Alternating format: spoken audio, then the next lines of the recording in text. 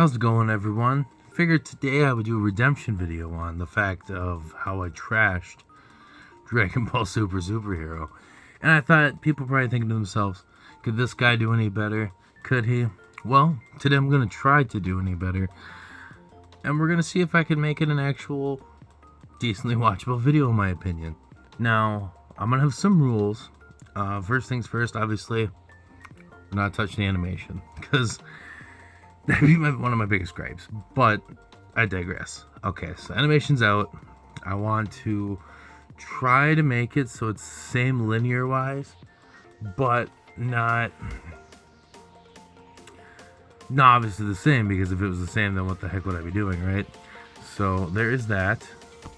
And then the only other thing I could really think of is I don't want to add characters that aren't there, but at the same time, if I find an opportunity to do it, I'm gonna do it. So there is that. Without further ado, I guess let's try to fix Dragon Ball Super Superhero, and here we go. Okay, so first things first, I'm gonna go off the bat and say that the intro is just fine. I have absolutely no gripes with the intro. I did not watch the English one, but I'm just gonna assume it's, as close as it's gonna get. Obviously the scenes aren't going to change, just the dialogue a little bit. So I'm going to keep the intro the same because I see nothing wrong with it, to be honest with you. It does a good job at setting up the past and pretty much what the Dragon Ball world is, So I keep this the same. And I do also like the scene in the car where they're picking him up from jail and describing to him what the lies are about the fact that Bulma and Goku and Vegeta and all the good guys are actually the bad aliens. I think it's a perfect setup for him to start building these other androids. But these are where my problems start to occur. I have no problem with Piccolo training Pan because that's what seems logical. I know a lot of people aren't, but I'm a pretty big GT guy, and I think it works. I think it works well. Just not to mention the Go to Hell shirt that Pan has on for obviously the Satan family and everything. I love that. That was one of my peaks for the trailer. But that's not me fixing this, so let's keep going. First correction upon the scene. What I would have done here is, obviously this is when Piccolo approaches Gohan to tell him that he's getting soft, you're not training, and why you make me pick up Pan again, and it's not about, the fact that that's the items, you should be getting your own daughter. But in my perspective, what would have made this scene even better is the fact that, first of all, obviously with the continuity and the timeline and everything, this has taken place past the Tournament of Power, okay? Gohan he didn't train very long, but he got pretty bulky, and this is only not super long time after the Tournament of Power. It's almost as if they completely spaced that out. Surprise. So I think what should have happened here is, I think that, same routines kept going down, but I think the big difference is that, I don't think that, granted, Gohan would probably slightly follow in his father's footsteps, but, focusing on work instead of protecting your kid. But at the same time, Goku also did protect his kid. So what I would have done differently is, I would have had, Piccolo come in, same thing as what happened, except the difference is Gohan gets attacked by Piccolo like that, just like a little thing, but Gohan actually blocks it back really good, and then he gets hit in the gut, but then blocks that too. So then you've got Piccolo going, oh, so you are still on top. Maybe not as strong as Goku at this point, but still somewhat trained up. And at that point, maybe have gone, well, I guess I can go get Pan for today. She is my daughter, and everything along those lines. I think that so far would have had a better build up at this point in time, but as we'll go along, we'll keep going along with that. Alright, so what would I change about this plot, or this scene specifically, is the whole fight, okay? It's fine the way it's going. He introduces himself very cryptically until he recognizes the Red Ribbon logo, Piccolo does, when he was Kami. And then they get into the fight. And for as experienced of a fighter that Piccolo is, and we don't exactly know the strength of those two, granted, Piccolo should put up a way better fight. You can't tell me he doesn't at least injure him or not make a fool of himself completely like he does in this fight scene. It is so ridiculously bad.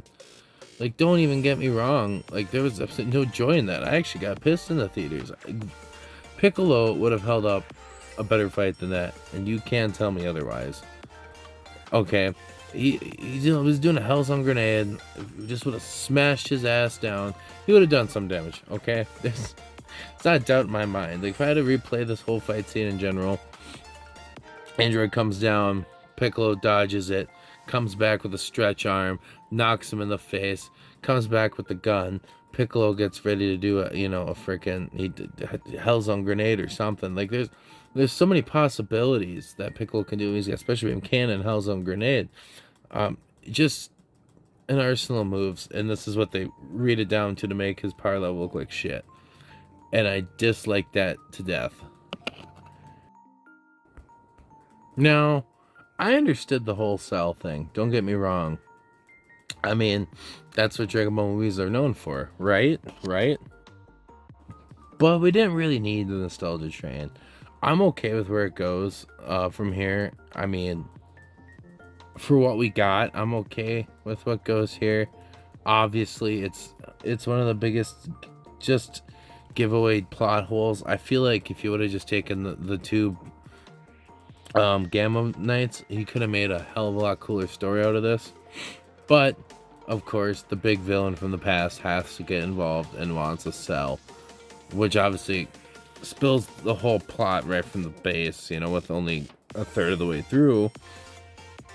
But I feel like if they would have taken the Gamma 1 and 2 and went further with it, that it would have been something worth more while and built them up a little bit more extensively instead of rehashing old villains and doing what they've done in past movies and just fucking drill, same plot. Honestly, I feel like we could have cut out Whis, Goku, Vegeta, and Broly from this whole film. I get it, it's a Dragon Ball film, so we need everybody in there, even if it's for a short appearance, cameo-esque type of view. But I don't see a purpose for it. You could have cut down another freaking 4 or 5 minutes there. Not only that, but you could have replaced those 4 or 5 minutes with more like lore and backup for Gamma 1 and 2. But instead, we've got this silly little fight that ends up being like everybody's hype for the series or the movie because Vegeta beats Goku in a non-key battle. Whoop-de-fucking-do, okay?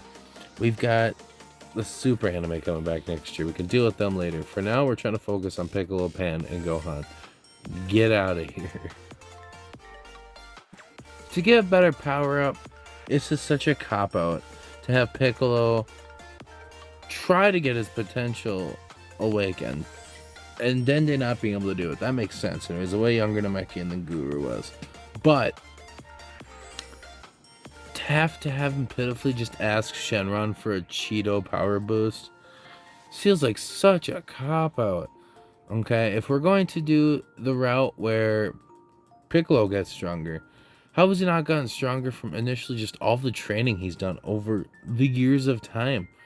Is it too much to just randomly give him a transformation? Sure, he's got Nail, he's got Kami infused in him.